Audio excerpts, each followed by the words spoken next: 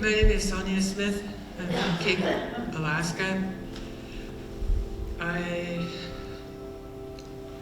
hit my bottom in my hometown, and I remember that. I remember that day like yesterday. It doesn't seem like 27 years, but to me it's like yesterday. And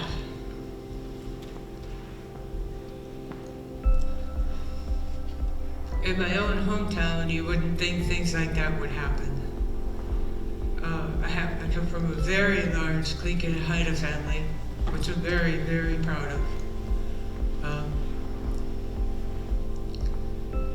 I was having a pretty good time.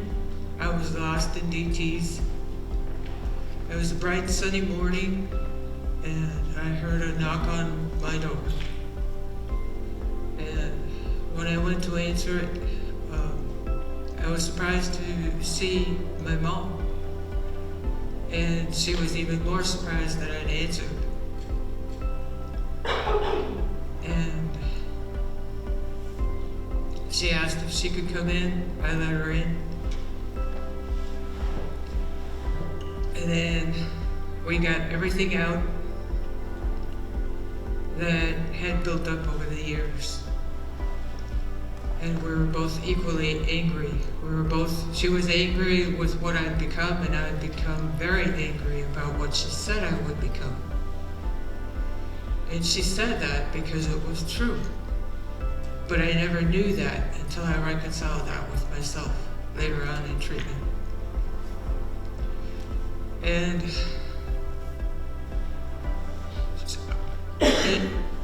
it really took a lot to come to terms that she was actually there to fight for my life. I never saw it that way.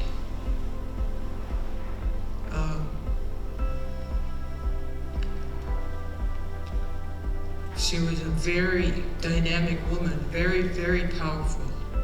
And after we had both gotten out all the poison inside,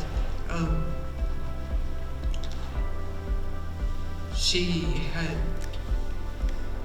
offered to help me to go from that shack that had no electricity or running water into detox that would qualify me to go to treatment in Valley General, Monroe, and Washington. And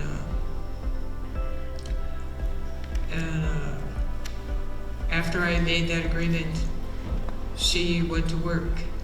And we both had done something for each other that helped us to get from point A to point B to point C.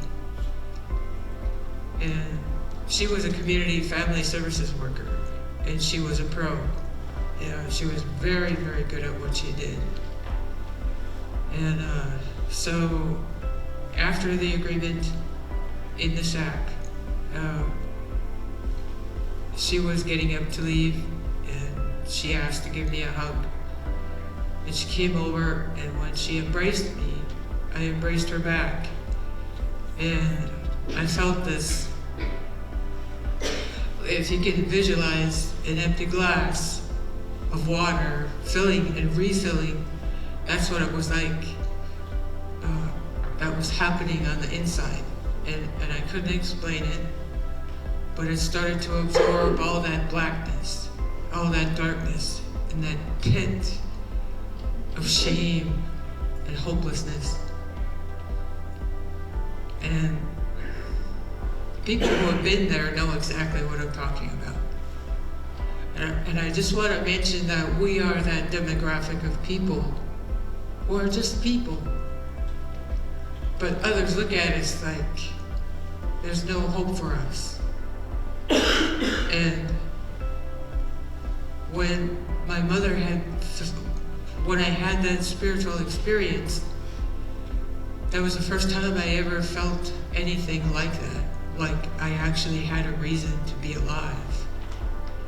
And when we were letting each other go, I looked at her and I said, "Mom, what was that?" And she said, "That is all of the love that a mother has for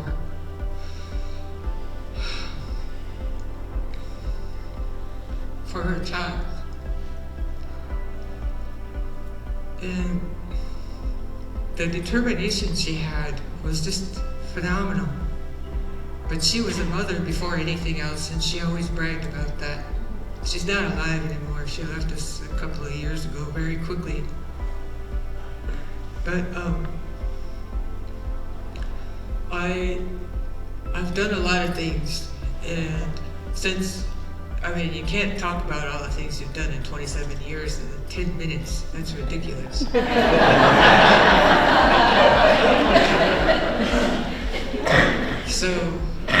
But I want to say that if you know people who suffer from addictions, please talk to them. I'm one of those people who never knew what kind of world was waiting for me. And my family was there, my friends were there, and that's how it has to be. It needs to be like that. It needs to go from personal. We need to personalize those addictions. And I'd also like to recognize that the issue of the missing and murdered Indigenous women is a very serious epidemic here in Alaska.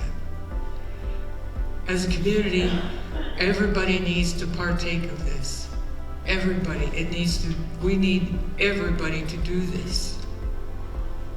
In my heart, I needed everybody to bring me back from where I was. That is a hell that only people like us can tell you about. And I just want to give a shout out to my older brother, who is my rock. He's here. He's been with me. He's been by my side. He helps me out all the time. He's pretty much what our parents were. And that's a heck of a burden to carry, because there's 5 more of us. But, and also my very good friend Julia. And this is what I mean. It has to be a community effort. It has to go from individual to friendships to family to community. And I have the best family. Half of Alaska is my family, so I'm not going to talk about that. I just want to thank all of you for being here, and thank you for this wonderful opportunity. I'm glad you could be here. Thank you.